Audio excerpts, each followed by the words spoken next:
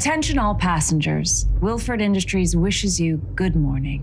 The temperature outside is minus 119.6 degrees. There are so many interesting subliminal messages and themes throughout Snowpiercer, and I really would love to further investigate them with both of you. So the show begins after an environmental catastrophe induces an ice age, and the final remaining human beings on Earth occupy a train with 1,001 cars. It is called the Snowpiercer. A rigid class system maintains order, with first class holding power over workers while a condemned prison class struggles to survive. And so I am so lucky to be sitting down with the show's EP and director, James Hawes, and one of its stars, Steven Ogg. The train sort of runs on three principles. We have work, honor, and order. How do you incorporate those into this show? Somewhere in the structure of the train, authority is absolutely key. And there is this sense that the front of the train has to rule with order because they're terrified of what is about to happen. Work, we talk about where you meet people in different uniforms, even just subliminally. You go to the canteen car and there are people in different uniforms, different colors, different overalls. So you start to understand that this is a working community. They're commuting, they're going up and down train. And you touched on honor. I think that happens. I think it's fascinating because we see it played out in both ways, front and back of the train. There is this sense that we hear shouted of one train, a pride, one people, one community. And at the front of the train, we see it with the whole almost reverence given to Wilford. And this signing gesture that goes on, the W of Wilford, the great engineer that keeps us alive. What do you think that we as a society could take away as a lesson from this show, especially in this global circumstance? I think it's absolutely clear and key. And if we don't learn this from this pandemic, we have failed and we perhaps don't deserve to succeed. It's about our interdependence. How do those without get a little more? Is it just through violence or is it through talking? And I think that's what creates these dynamics, especially with the tale again, is certain ways have not worked. So what do you do? Can you achieve more equality through talking? I mean, that's great.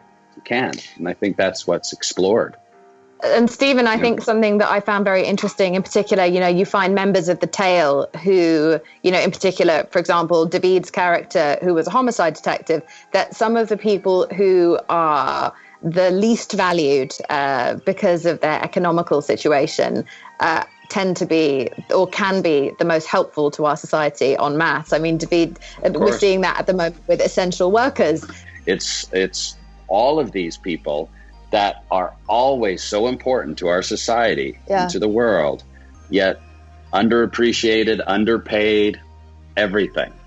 And I think it's certainly a lesson with Snowpiercer of what happens when you work as a group and when you work as an individual.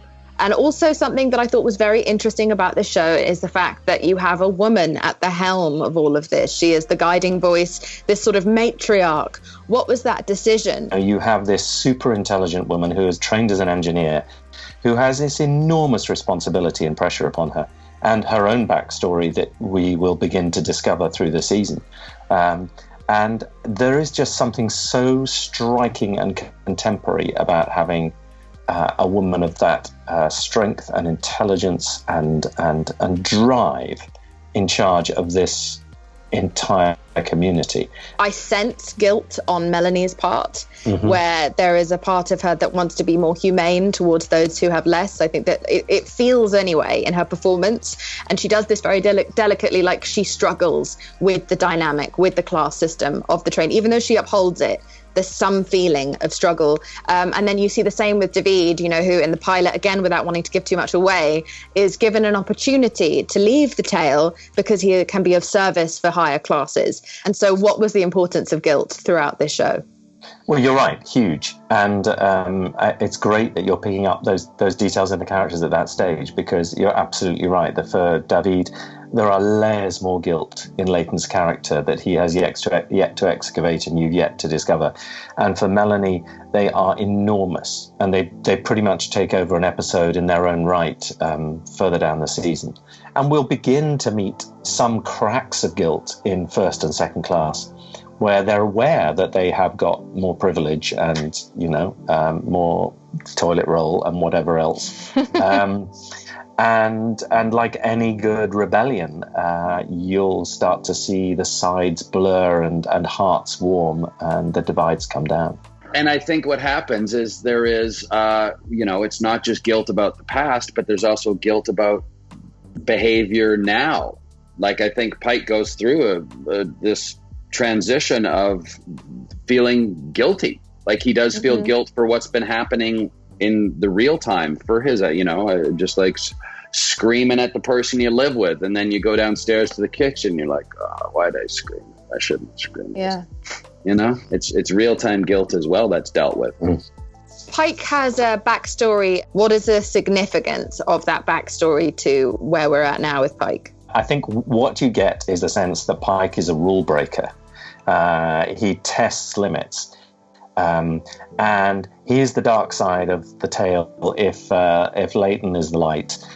So you've got the ex-homicide detective, the rule breaker and rebel, and we need somebody who's going to cross the line, who's going to take the risks, and frankly, who's willing to spill blood in the way that Pike does. What finally is something that you most hope the fans will take away from this, considering the moment that we are watching this in, this unprecedented historical event?